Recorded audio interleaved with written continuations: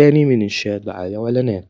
الجزء الأول إحنا شرحنا على تطبيق كانفا حاجات بسيطة، بس وريتكم إزاي تفتحوا البرنامج وإزاي تنشأ، يعني إزاي تجيب الإعلان أو اللوجو.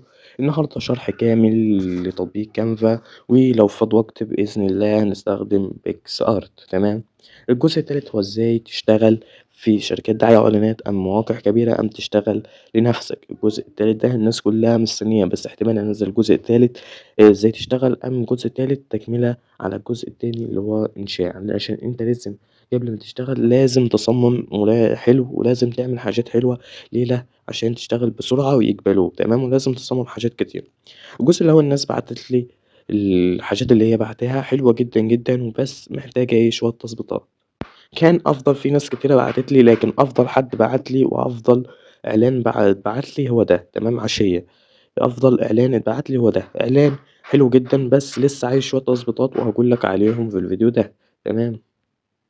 بس خلّينا قبل ما نبدأ نشوف التعليقات الجميلة اللي اتكتبت على الفيديو اللي عدّى، وشكرًا ليكم.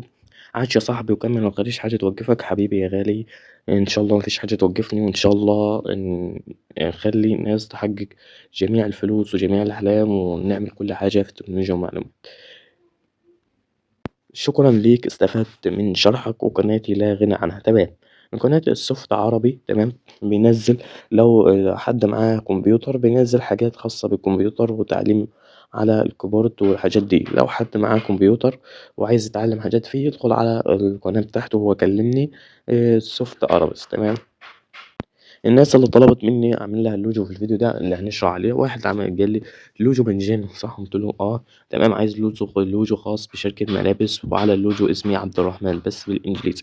حاضر يا غالي، الفيديو ده هنشرح على اللوجو بتاعك انت. تمام. بدل ما نشرح أي حاجة وخلاص، لا احنا نعمل والناس تستفاد برضه ومجاني.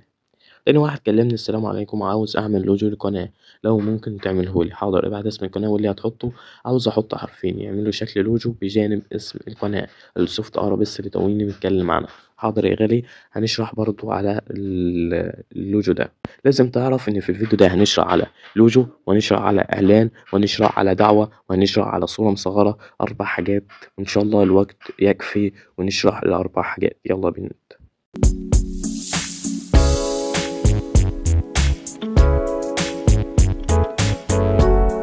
إحنا يا جماعة بنستخدم تطبيق كانفا على طول. طبعا بيكس ار لو فاض وقت هنشرح على بيكس ار، لكن دلوقتي احنا بنستخدم كانفا، هو احسن تطبيق بيستخدم. اللي عايز النسخة البرو يا جماعة هنزل فيديو ان شاء الله قريب جدا، وهسيب لك النسخة البرو دي مجاني. ده الرابط تحت الفيديو تحملها منه مهكرة. تمام. مجاني من غير ما تدفع فيها فلوس.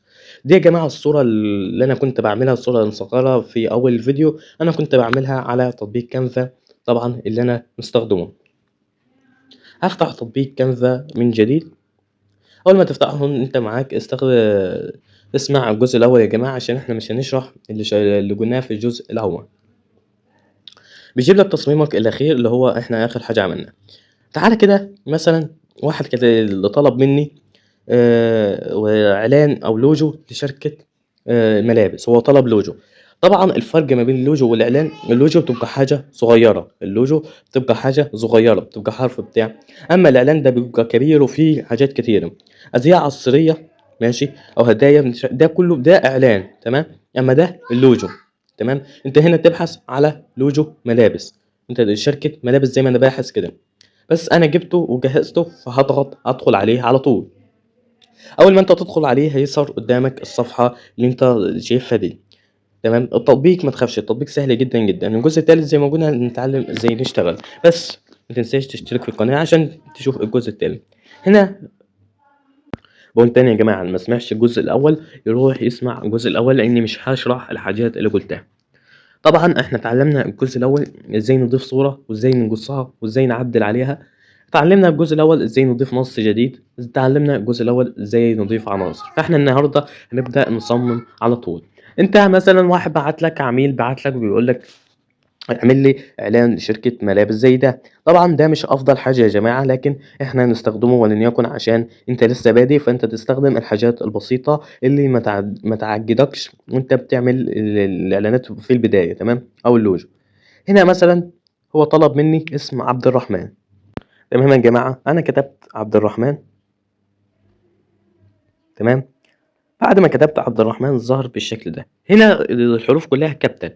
تمام. هتبدأ في الخانة اللي تحت هنا تغير في الخط، اللي هو لو عايز مثلا الحروف ما تبقاش كابيتال وسمول. عندك حروف كتيرة جدا اهي تقدر تغير فيها. تمام. عندك كذا كذا نص. تمام. اهو عبد الرحمن تاني. طب هل أنا لو استخدمت النص المعروض، هل ده هيبقى أحسن من النص اللي أنا هاختاره؟ ما حصلش. أنت تستخدم النص اللي على مزاجك أنت، اللي مش هو اللي مستخدم بيه. استخدم النص اللي على مزاجك أنت، هيفرق معاك بشكل كبير. عبد الرحمن. تمام. أنا ممكن أصمم له أحسن من كده وأبعته له على الواتس، بس أنا عشان ما أعجدكش وأنت لسه بادئ. مثلا هنا شركة ملابس. طبعا لو ظهر قدامك النص مقطع بالشكل ده، ما تخافش وما تعملش اي حاجه. هتيجي على حاجه اسمها التباعد. تمام.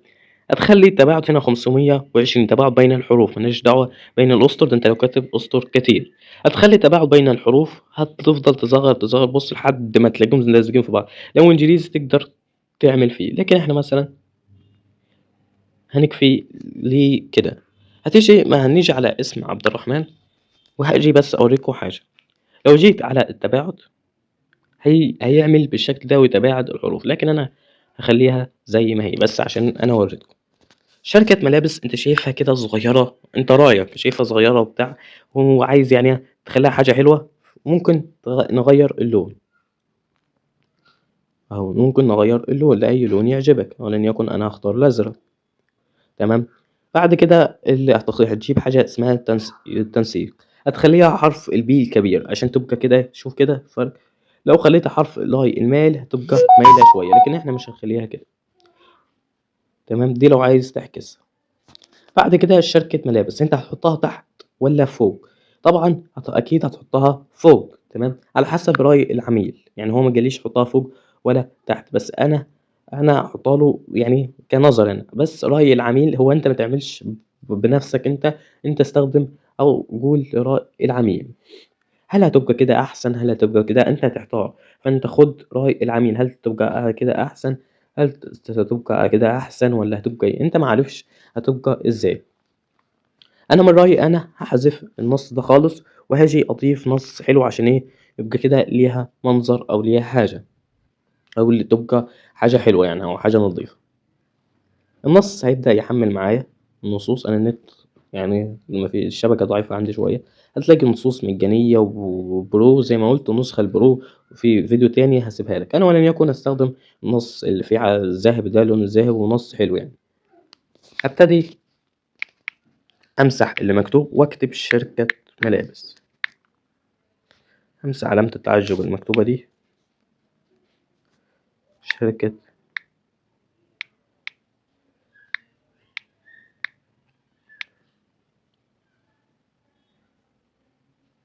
شركة ملابس.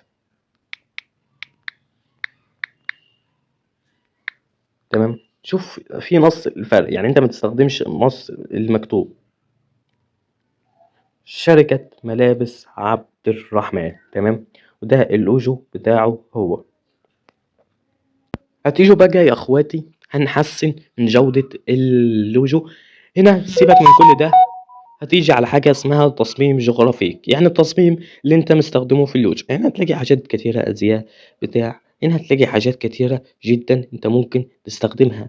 انت هنا هتلقى حاجات يعني هتحسن من جودة اللوجو. طبعا في حاجات. طبعا انا مش عارف هو بيبيع كوتشات مثلا فوتبول بتاع، كنت حاطط له اللوجو بتاع الفوتبول ده. تمام. لكن انا مش عارفه الصراحة بيبيع ايه. مش عارف بيبيع طواجي، بيبيع حاجات زي كده. لكن ما تجيش تحط له صورة تيشيرتات زي كده. طب ما انت شركة ملابس هتبيع ايه؟ اكيد هتبيع ملابس. ما انت ما تحطلوش ملابس. الملابس دي تحطها في الاعلان فقط. اللوجو ده بتبقى حاجة صغيرة. تمام. اما لو الملابس دي لا. انت مثلا لو جيت بحثت على عناصر شركة ملابس، هل ممكن يسهر معايا. طيب أنت هل في اللوجو ممكن تقعد 8 دقايق كده زي ما أنا عملت؟ لا يا جماعة، أنت بتقعد في اللوجو لو طوّل منك على الآخر بتقعد 5، 6 دقايق، لكن أنا عشان باشرح عن اللوجو مش بياخد معايا دقيقتين، بس عشان أنا متدرب يعني كتير عليها، فأنا مش بياخد مني حاجة. بس أنا كنت عايز أوريكم العناصر دي بس كده. تمام. لو جيت على اللي تحت ده كله ملهاش أي لازمة يا جماعة، ده كله ملهوش أي لازمة، لكن أنا وريتكم بس اللي بنحتاج نعدل عليها. وهتيجي تدوس على حفظ من فوق وبكده تدوس تنزيل هيتم حفظ معاك بس كده. طيب لو ظهر قدامكم اللي هو في حاجة مستخدمة بفلوس، بتدوس على تنزيل والتلات نقط وبعد كده تنزيل مسودة. تمام. وبعد كده هيتم تحميل اللوجو معاك. ويلا تاني حاجة يلا بينا. طيب يا جماعة، اللي كان طالب شعار اليوتيوب وده ناس كتير عايزاه، بالذات الناس اللي بتعمل اليوتيوب، قناة اليوتيوب، أبقى أنزل فيديو كامل على ازاي أصمم لك ولا 20 إشعار قناة اليوتيوب. طيب اللي عايز أي حاجة أصممها له، أنا هعمل فيديو مجاني، أصمم 10 لوجات، أصمم 5 إعلانات، هعمل كذا دعوة. تمام. اللي عايز حاجة يكتب في الكومنتات التفاصيل والفيديو ده هعمله ببلاش من غير أي حاجة. هتبحث على إشعار قناة يوتيوب، اللي عايز أعمل له حاجات حلوة ومن غير فلوس أو نتعلم عليها في فيديو تاني برضه هعملها له. بس ظهر حاجات حلوة جدا إن أنت تعمل زي هي كده وتقول تمام. في حاجات كتيرة جدا أهو، في مجاني وفي بفلوس. أنا هستخدم له مثلا ولنيكن حلو ده، مثلا أنا هستخدم لك ده مدفوع بس حلو. طبعًا النسخة المجانية، النسخة البرو أنا ما رضيتش أفتحها واستخدم عليها النهارده ليه؟ عشان بس ما حدش يقول هو أنا مش بيظهر ده ليه، أنا مش عارف ده أعمل إيه، عشان بس أشرح على اللي أنتم هتعملوه، مش هاشرح حاجة غير اللي أنت هتعملها وغير اللي أنت تظهر عندك. فأنا هافتح النسخة البرو وهاعمل فيديو مخصوص إن شاء الله هانزّله في تبع كورس دعاية وإعلانات، إزاي تنزّل النسخة البرو، دي مش عند حد خالص.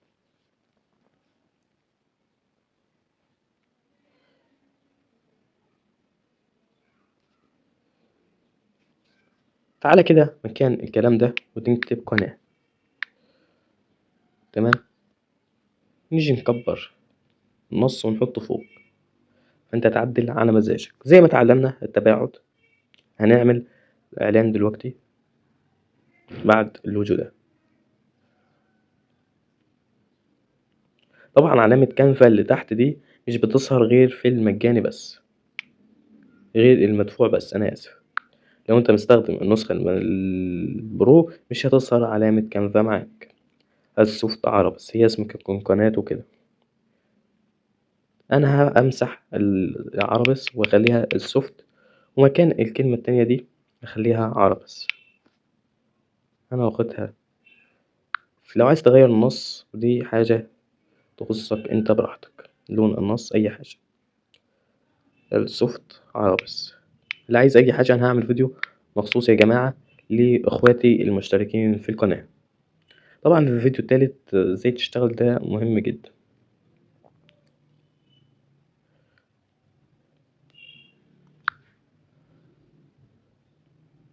هبتدي أكبر دي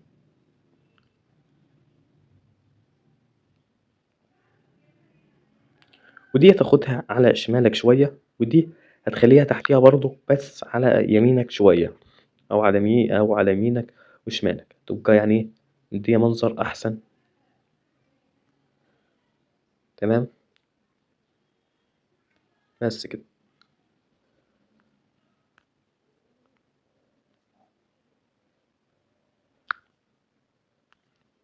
أخليها تنسيق بيه. تمام. ده مش أحسن حاجة، أنت في أحسن حاجة. هتبحث فوق عن حرف إله، تكتب حرف إله وتيجي بحث، هتلاقي حاجات مميزة. تمام. أنت تختار اللي يناسبك. ما ينفعش استخدمه لأن هو مدفوع. طب أشوف حاجة تاني. أنا مش أنا عايز عناصر يا جماعة، أنا آسف يعني. هتبحث عن حرف إله في العناصر. طبعا ادينا 14 دقيقة. تمام. أهو يا جماعة، أنا آسف إني بحثت على التصميم.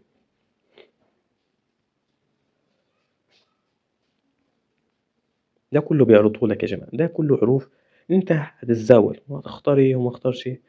ما تتزاولش، اهدى كده وشوف اللي عينك ما تسيبوش.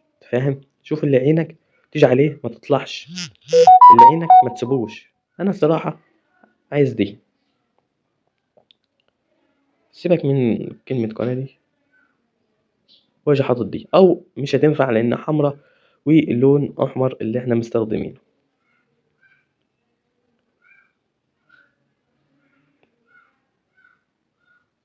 طب يا جماعة دي أحسن،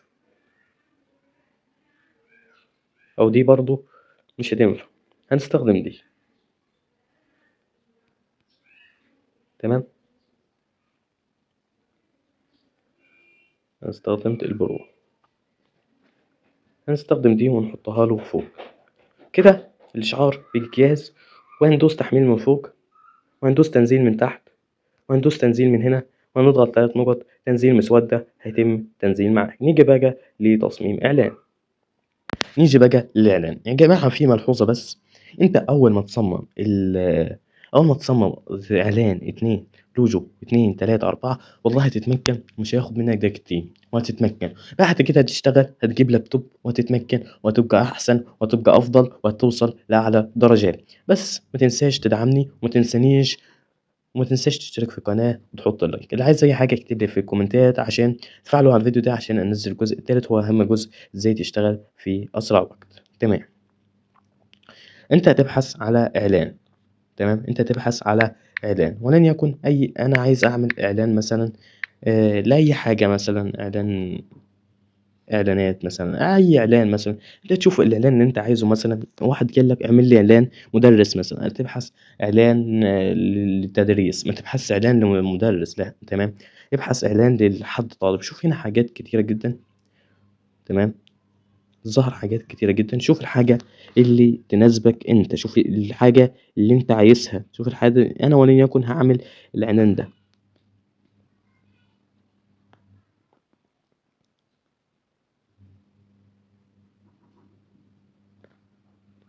تمام. أنا هصمم على الإعلان ده. يبتدي بس دقيقة يحمل.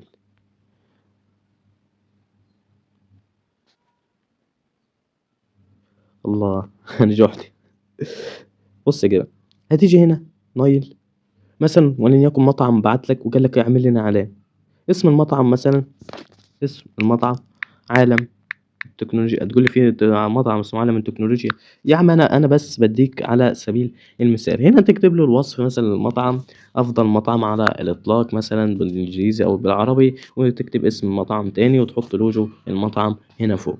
تمام. بس ده الاعلان اللي انت هتعمله. تمام. وعايز تضيف صور وعايز تضيف حاجات كتير. طبعا الاعلان ده، طبعا انا لو عايز اشرح هخليك تعمل اعلان واشرح ولا 50 اعلان، لان الاعلان ده فن. تمام. تعمل اعلان ده حاجة من إبهارك أنت ما تعملش زيية بالظبط، حاجة عشان تتعلم تعمل كل اللي يطلب منك. تمام كده. فاضل الصورة المصغرة زي ما قلنا، فاضل دعوة الفرح. الحاجتين دول ما ظهرتهمش في الفيديو. طبعا الفيديو طول معايا للغاية 18 دقيقة، فخليهم. هعمل جزء تالت. انت مش بتقول جزء تالت ازاي تشتغل؟ فعلا هنزل الجزء التالت ازاي تشتغل، ثم الجزء الرابع هو تكملة على دعوات افراح والصورة مصغرة لليوتيوب. تمام. انا شارح للصورة المصغرة في الجزء الاول لكن مش شرح كامل. ادخل اسمع ان شاء الله هتتمكن كده. فاضل الدعوة شرح كامل واشرح كذا اعلان.